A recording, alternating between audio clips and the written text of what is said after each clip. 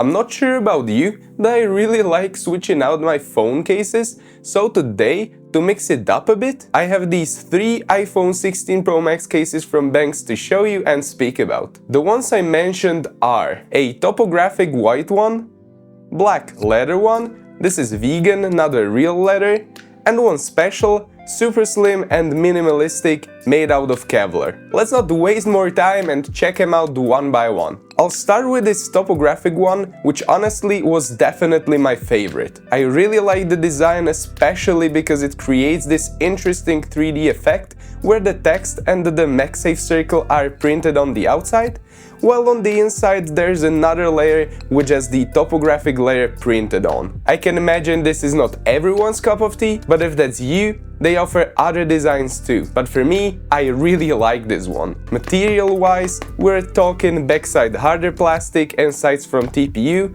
but even then, the case feels really solid. On the bottom, we have these symmetrical cutouts and a big cutout for a charging cable, so even larger ones won't have any problem fitting. Then unfortunately, there's a camera control cutout, not a button. I would love to have a dedicated button, but at least this one is well made, easily accessible and controllable. After that, the buttons on the sides are floating style, made out of plastic, so very clicky, easily pressable, with good feeling.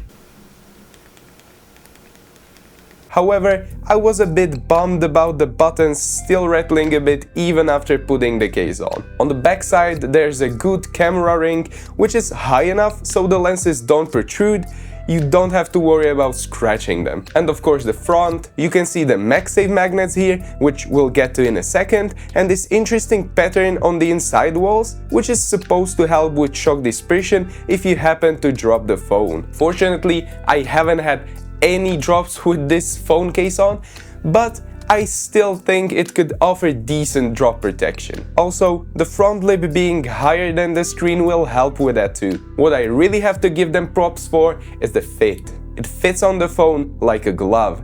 It's only slightly looser when pulling around the buttons, and even then, it's still better than in some other cases from this category. MagSafe is also working without issues, and you can definitely rely on it having enough magnetic strength to hold your MagSafe wallet or don't slip off a phone holder. What's a bit unfortunate for the MagSafe ability is the backside material, which is pretty slippery, so the strength depends more on the material of your accessories than the magnetic strength itself. However, the value on this one is insane because it's only like 20 bucks. For a case of this quality, it's really nice. Now let's follow it up with the vegan leather case. I've got it in black, but other options are green or white. It's not a real leather, as I said before, but it really surprised me how real it feels. Don't get me wrong, it's definitely not real, but it's super soft and well-made material. The cutouts on the bottom are accurate, not symmetrical, but the cable cutout remains wide enough even for larger cables. Again, we have a camera control cutout, not a button, but this cutout disappointed me a little. They made it so the button stays quite deep inside, so reaching it wasn't that easy. Touch gestures worked, but clicking it wasn't very fun. It could get really annoying for somebody who uses this button a lot. Fortunately, this wasn't me, but I would really like to see this addressed in the future. The rest of the buttons though are metal and they are awesome. Very pronounced click, not too light, not too heavy, and they feel great to press.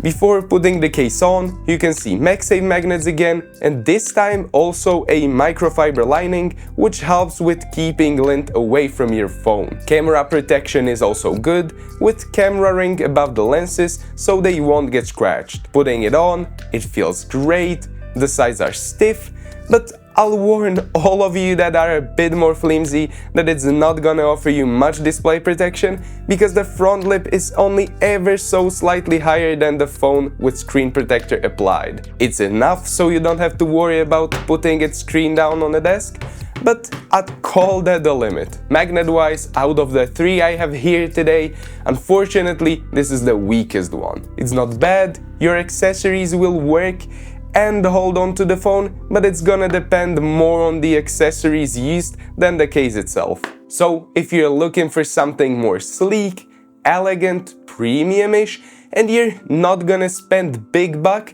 then this one is around $26, and for that, I can't really blame it. And now, the last one, most premium minimalistic Kevlar case. Again, like the ones before, you have a lot of options to choose from, but mine is this beautiful black and blue one, which are basically my favorite colors. The first thing you're gonna notice when picking it up is how thin and light it is, but it doesn't take a toll at its rigidity at all. Bottom cutouts are accurate, again, with big enough cutout even for thicker cables. The change then comes with the rest of the case, where there are no dedicated buttons, only cutouts. The great news is that the case protrudes over the buttons on the sides, which is nice because it helps avoiding scratches while being easily accessible.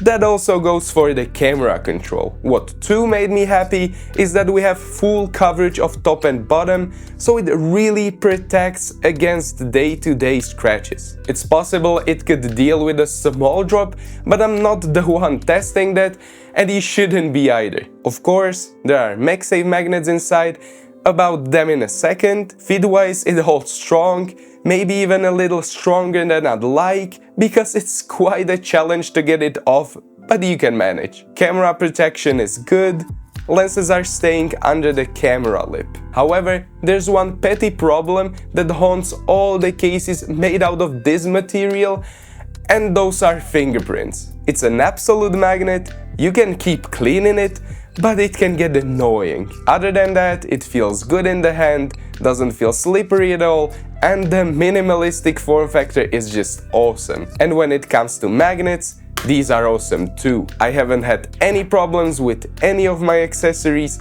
everything felt bolted on. It's a great minimalistic premium case, which comes at $46. Is it too much? I guess you can judge that for yourself. What I really wanna say is that even though they sent me these cases for a review, I really personally think that they are worth it. Yeah, none of them are perfect, but that is exactly what this video is for. So if you want to buy one for yourself, I'd appreciate you using my link in the description. If you like the video, don't forget to like and subscribe. Here is another one, and I'll see you again next Friday. Bye!